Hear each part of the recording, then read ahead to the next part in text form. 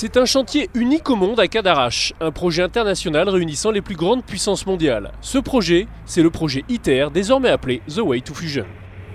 ITER est une installation expérimentale pour démontrer la faisabilité scientifique et technique, je dirais, de la fusion nucléaire comme source d'énergie pour l'avenir.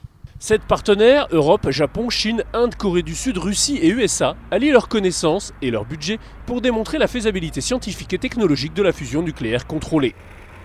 Il s'agit de recréer sur Terre la puissance de l'énergie du Soleil, un enjeu exceptionnel pour l'énergie du futur. Sur un tel chantier, la sûreté est absolue et le respect des règlements de construction sont prépondérants. APAV a épaulé le donneur d'ordre dès l'étude des réponses aux appels d'offres. Et c'est également à APAV à qui cette belle mission a été confiée. Séisme, chute accidentelle d'un réacteur d'avion, incendie, tout a été imaginé pour sécuriser le vaste complexe de 42 hectares et de 39 bâtiments. On a besoin d'un partenaire qui est capable de faire des expertises assez pointues. On est dans des bâtiments nucléaires assez complexes, avec des règlements qui sont eux-mêmes complexes, avec beaucoup de règles à respecter. Et il y a besoin d'avoir des gens qui ont une grande expérience, une capacité d'analyse et de pouvoir proposer des solutions et de comprendre les problèmes qui se posent aux ingénieurs qui doivent dessiner ces barres d'acier que vous voyez derrière en respectant toutes les contraintes liées au nucléaire, liées à la structure métallique. APAV a monté une agence dédiée au projet afin de coordonner la sécurité et protection de la santé ainsi que le contrôle technique. Un défi car pour ce site, 9 maîtres d'ouvrage pour autant de pays partenaires se partagent la tâche. Plusieurs langues et plusieurs cultures se côtoient. On va un peu plus loin qu'une mission CSPS classique puisqu'on est là à plein temps. Donc on passe tous les jours sur le chantier, on vérifie que les mesures de sécurité qui sont définies par les différentes entreprises sont bien appliquées, on peut les aider à trouver des solutions en termes de sécurité sur certains modes opératoires. Et bien sûr, avant toute intervention d'une entreprise, on valide les mesures qu'ils prévoient de mettre en place, donc au travers de différents documents et également ce qu'on appelle une inspection commune. Donc c'est une première réunion préalable au début des travaux avec l'entreprise pour discuter de leurs travaux et au niveau notamment sécurité.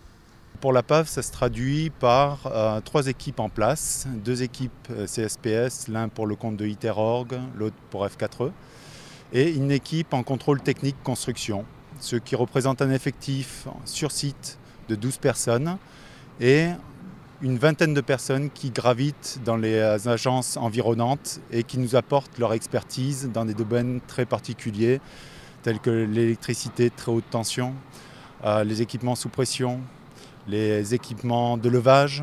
Aujourd'hui, ce que l'on a devant nous, c'est l'assembliole avec un pont de 1500 tonnes. En 2015, APAV devra coordonner la sécurité de 4500 ouvriers, veiller au respect de l'environnement et poursuivre l'assistance technique et l'inspection.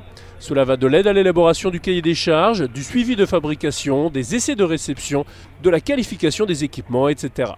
C'est avec Fusion for Energy, l'agence européenne qui gère la contribution de l'Europe à ce projet, qu'APAV collabore étroitement, notamment sur la construction du futur bâtiment qui accueillera le cœur du dispositif. Le travail effectué par APAV, je veux dire, est de bonne qualité. On est tout à fait satisfait de ce travail. C'est un travail, je dirais, de longue haleine, un travail de fourmi, parce qu'il y a des milliers de plans à vérifier, s'assurer que les notes de calcul, les dessins sont compatibles et que tout ça est conforme au règlement. Donc on s'appuie vraiment sur APAV pour tout ce qui est la vérification de premier niveau des plans qui sont fabriqués par l'architecte ingénieur. C'est donc ici que mi-2020, les premières expérimentations de fusion débuteront. C'est une extraordinaire chance pour l'humanité de pouvoir travailler ensemble sur un projet scientifique d'une aussi grande envergure. C'est pour les générations futures le moyen d'avoir de l'énergie à bas prix, de maîtriser des nouvelles techniques et d'avoir des nouvelles connaissances. Et il faut garder en mémoire que la moitié de la population mondiale est impliquée par le projet ITER. Et donc c'est vraiment un projet international de grande envergure, scientifique, à la fois scientifique et qui va impliquer de nombreuses personnes pendant plusieurs années ici à Cadarache.